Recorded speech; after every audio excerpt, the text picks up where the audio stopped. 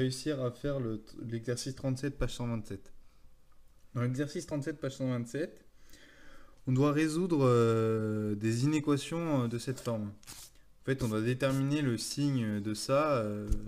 On doit déterminer le signe de ça. Donc là, comment on peut faire? Eh bien, si on va noter par exemple la fonction f de x, c'est la fonction qu'on a en haut là. C'est 5x plus 10 facteur de x moins 8. Du coup, on se demande quand est-ce que notre fonction là, elle est positive. Eh bien, on peut remarquer quand même que f de x, c'est le produit de deux fonctions affines. Ok, moins 5x plus 10, c'est une fonction affine, et x moins 8 aussi.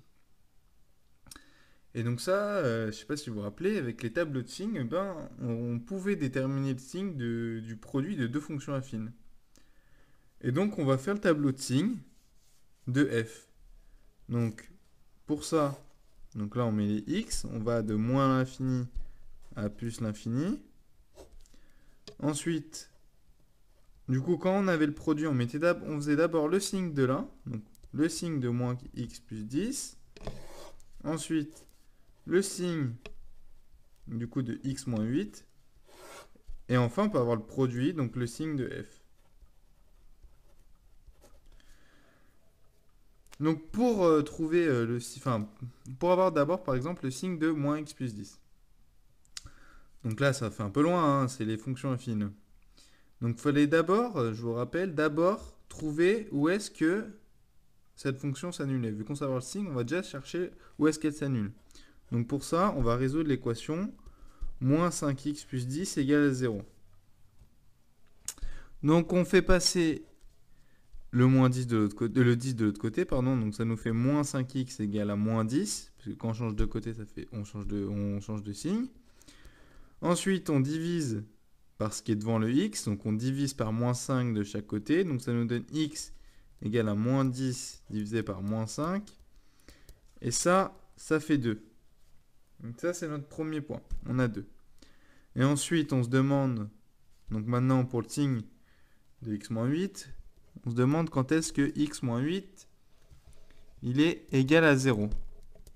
On fait passer le 8 de l'autre côté, donc ça nous donne x égale 8. Donc on a 2 points, 2 et 8.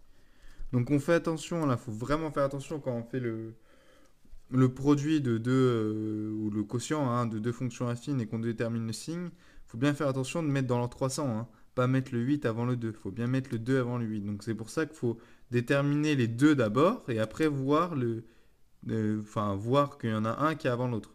Pas par exemple faire lui mettre le 2 ici et après faire lui mettre le 8 ici. Il faut bien ici faire attention que ça soit dans l'ordre, hein, que le 2 il est plus petit que 8. Donc voilà. Donc là, on peut mettre des pointillés de partout. Là pour le 2 et pour le 8. Donc maintenant, on va se focaliser sur moins 5x plus 10. On a vu que ça annulait en 2. Donc ici, on peut mettre un 0. On peut remplir un peu plus. Donc, notre fonction là, c'est moins 5x plus 10. Donc ce coefficient directeur, c'est ce qui est devant le x, c'est le moins 5. Donc ça, on se rappelle que si le coefficient directeur il est négatif, la fonction elle est décroissante. Et dans ce cas-là, les signes, ça fait plus, moins. Plus, moins. On peut le retrouver hein, avec un graphique. Hein. Par exemple, vous faites votre graphique, vous savez que votre fonction est décroissante. Donc la droite, elle va vers le bas. Vous voyez que au début, elle est au-dessus de 0 et après, elle passe en dessous de 0. Ensuite, pour le signe de x moins 8. Donc on a vu qu'elle s'annulait en 8. Donc ici, on peut mettre un 0. Et maintenant, donc, cette fois, la fonction, elle, x-8, elle est croissante. Donc elle va être de cette forme. Donc quand elle est croissante, parce que là, le coefficient directeur, c'est 1, hein, et ben ça fait moins plus. Donc là, on a moins, plus. Il faut bien faire attention, hein, c'est par rapport au 0 de x-8. Hein. Donc là, on a moins, moins et plus. Okay, c'est par rapport à chaque côté du 0. Donc on a moins et après plus. Et là, on avait plus et après moins. Donc maintenant, on doit déterminer le signe du produit. Bon, déjà, vu qu'un produit est nul, si et seulement si l'un des facteurs au moins est nul, ça veut dire que en 2, vu que moins x plus 10 est nul, bah, le produit sera nul. Et en 8, vu que x moins 8 est nul, ça veut dire que le produit sera nul. Donc on peut reporter les zéros déjà. Ensuite, on se demande le signe. Et bien là, on multiplie. Quelque chose de positif fois quelque chose de négatif, ça va faire quelque chose de négatif.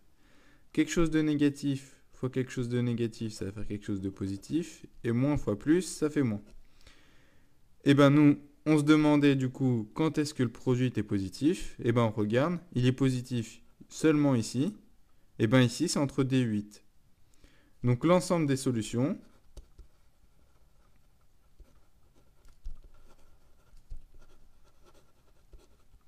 et bien du coup, là, c'est, donc on note S, ben c'est l'intervalle entre 2 et 8.